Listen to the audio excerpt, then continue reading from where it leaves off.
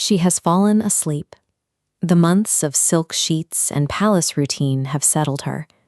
She sleeps deeply now, her breathing slow and steady, untroubled by the desperate longing that once kept her pacing these floors at night. Time has passed since the garden. The gold, the wine, and the soft, steady rhythm of King Solomon's court have done their work. The sharp edges of her longing have dulled, and she has surrendered to the comfort of the palace. And then, in the dead of the night, a sharp, sudden knock echoes through the heavy wooden door. She hears a voice she knows calling from the other side. He is shivering. His hair and clothes are soaked with the droplets of the midnight dew. He has crossed the dark, dangerous wilderness specifically to reach her, standing outside her door and calling her by every name he has ever given her. But she does not get up to open it. She answers from the warm comfort of the bed. "I have already removed my robe for the night. How can I put it back on? I have already washed my feet. How can I soil them?" The girl who once fought past 60 armed warriors to reach her beloved has been domesticated by the luxury of King Solomon's court.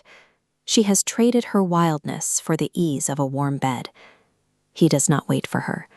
He reaches his hand through a small opening in the heavy door, trying to unlock it himself. When she sees his hand, his actual, dew-soaked hand pushing through the gap, the numbness shatters. All the suppressed love she had tried to ignore floods back at once. She gets up and moves toward the door, her hands dripping with myrrh as her passion is reawakened. But she cannot turn the lock. Her fingers reach for the iron, and she hesitates. She stops, pulls back, and reaches again. She is frozen in an agonizing internal war.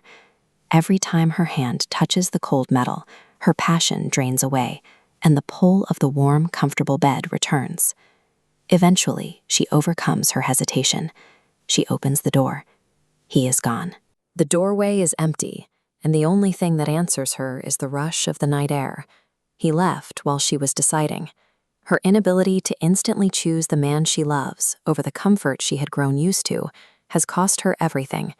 Frantic now, her numbness shattered, she runs out into the dark streets to find him.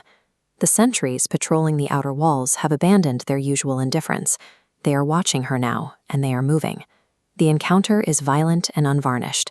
The guards strike her and physically injure her, tearing the palace adornments from her body and leaving her on the cold stone. Outside the safety of King Solomon's inner chambers, the world treats her like a trespasser. She is left broken and stripped in the dark. She stumbles back to the court women on the dark palace floor, bruised and robes torn. But as she looks up, a change occurs. The trauma seems to recede, replaced by a fierce inner radiance that catches in her eyes. Instead of begging for help or rescue, she fiercely binds the women with an oath. "If you find my beloved, tell him that I am lovesick." The court women are stunned. They demand to know, what makes this common shepherd so exceptional that you would endure such injury for him? Still bleeding on the floor, she gives a radiant speech of devotion. She describes his unparalleled beauty, from his dark ringlets like a raven's wing to his lips dripping with myrrh. She details his strength and stature, comparing his magnificent appearance to the grandest, most resilient trees of the ancient world. She finishes with a final, unwavering declaration of devotion. "This is my beloved. This is my soulmate." But the Malbim offers a devastating commentary. She will not find him again in this lifetime. The shepherd who arrived soaked in dew will not knock a second time. That door will not open again. While she has lost him, the depth of her devotion has finally won the court women to her side. The balance of power shifts, forcing King Solomon himself to step forward.